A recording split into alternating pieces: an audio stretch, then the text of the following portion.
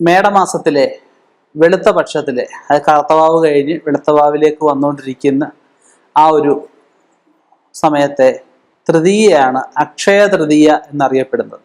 പഴമക്കാർ പറഞ്ഞിരിക്കുന്നത് എന്താണെന്ന് വെച്ച് കഴിഞ്ഞാൽ, അക്ഷയ തൃതീയ ദിവസം ഒരു അസുരനെ കൊന്നതിൻ്റെ ഭാഗമായിട്ട് വന്ന ഒരു ദിവസമാണെന്നും അന്ന് ലോഹങ്ങൾ, പ്രത്യേകിച്ച് സ്വർണം, വെള്ളി, പഞ്ചലോഹം ഇങ്ങനെയുള്ളവയൊക്കെ ആളുകൾക്ക് ദാനം കൊടുക്കുകയാണ് വേണ്ടതെന്നും മറിച്ച് ഒന്നും വാങ്ങി സൂക്ഷിക്കാൻ പാടില്ലെന്നുമാണ്.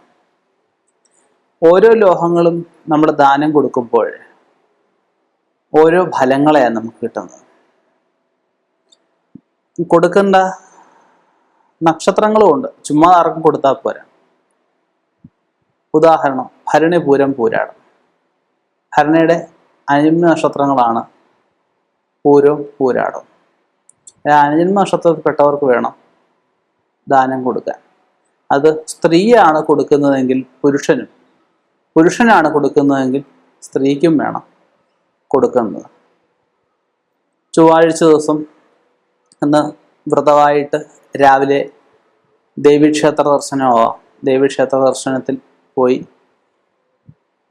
വഴിപാടുകൾ, ഇഷ്ടസൂക്തങ്ങൾ കൊണ്ടുള്ള അർച്ചനകൾ ഒക്കെ കഴിഞ്ഞ് വീട്ടിൽ വന്ന് രാവിലെ പ്രഭാത ഭക്ഷണം കഴിക്കുന്നതിന് മുമ്പായിട്ട് വേണം ദാനം കൊടുക്കാനായിട്ട്. വിളിച്ച് ആളിനെ നമ്മുടെ വീട്ടിലേക്ക് വരുത്താൻ പറ്റുമെങ്കിൽ ഏറ്റവും നല്ലത് അതാണ്.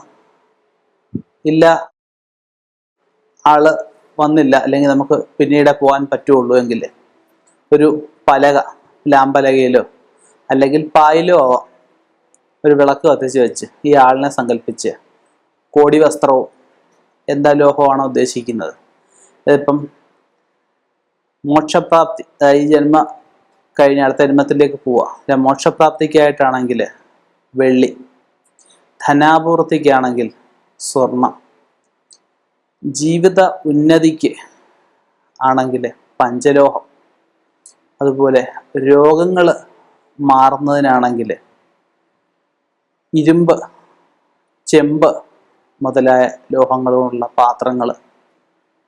ഇപ്പം പാത്രങ്ങൾ പറ്റുന്നില്ല എന്നുണ്ടെങ്കിൽ ഇതുകൊണ്ടുള്ള എന്തെങ്കിലും ഉപകരണങ്ങളും ആവാം. പൂർവിക ദോഷം, പൂർവികർ ചെയ്ത പാപദോഷം ഇതൊക്കെ അകലുന്നതിന് കല്ല്, അരകല്ല്, അമ്മിക്കല്ല്, ആട്ടുകല്ല് ഇങ്ങനെയുള്ള വസ്തുക്കളും ഈ ദിവസം ദാനം ചെയ്യാവുന്നതാണ്. ദാനം ചെയ്ത് ഉച്ചയ്ക്ക് ഒരു നേരം ഉണക്കച്ചോറ് അങ്ങനെയുള്ള എന്തെങ്കിലും ആവാം. രാത്രിയിൽ ഫ്രൂട്ട്സോ പാലോ എന്തെങ്കിലും കഴിക്കുകയാണ് ഏറ്റവും ഉത്തമം. 12 മണിക്ക് ശേഷം മാത്രമേ ഉറങ്ങാൻ പാടുള്ളൂ. ഇങ്ങനെ നമുക്ക് അക്ഷയ തൃതീയ വ്രതം ആചരിക്കാം. ഇപ്പോൾ പുതിയ തലമുറ സ്വർണം, വെള്ളി, മറ്റു ലോഹങ്ങൾ, പ്ലാറ്റിനം, രത്നങ്ങൾ ഇതൊക്കെ വാങ്ങിച്ചു കൂട്ടാനുള്ളൊരു ദിവസമായി ഇത് എടുക്കുന്നുണ്ടെങ്കിലും അങ്ങനെ എടുക്കരുത് എന്നാണ് ജ്യോതിഷ വിധിപ്രകാരവും ആചാര്യന്മാർ പറഞ്ഞിരിക്കുന്നത്. അപ്പോൾ ഇത് കഴിവതും ഇതിൻ്റെ പുറമേ ഓട്ടം നിർത്തി ഇത് വാങ്ങിക്കുക. തലേ ദിവസം വാങ്ങിക്കണം. തലേ ദിവസം വാങ്ങിച്ച് പിറ്റേ ദിവസം എന്ന് വെച്ചാൽ നമുക്ക് 10 പവൻ്റെ സ്വർണം മേടിച്ച് കൊടുക്കണമെന്നല്ല ഞാൻ പറയുന്നത്.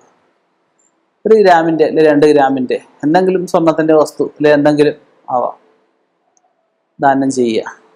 അത് കുട്ടികൾക്കാണെങ്കിൽ ഏറ്റവും നല്ലതായിരിക്കും. ഒരു നേരത്തെ ഭക്ഷണം കൂടെ കൊടുക്കാമെങ്കിൽ ഏറ്റവും നല്ല കാര്യം. ഇങ്ങനെയാണ് അക്ഷയതൃതീയ നമുക്ക് ആചാര്യന്മാർ ആചരിക്കാൻ പറഞ്ഞിരിക്കുന്നത്.